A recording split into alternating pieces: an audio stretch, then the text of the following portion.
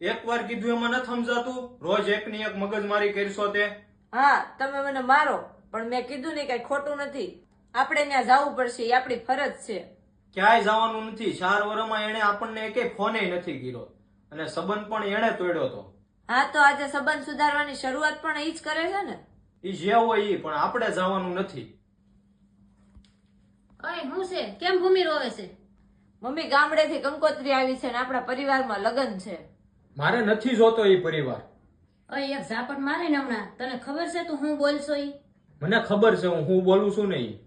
બેટા, પરિવારમાં મન દુઃખ તો થતું હોય, પણ એનો મતલબ એવો નથી કે પ્રસંગમાં વેરઝેર રાખીને દુનિયાને રાજી કરીએ.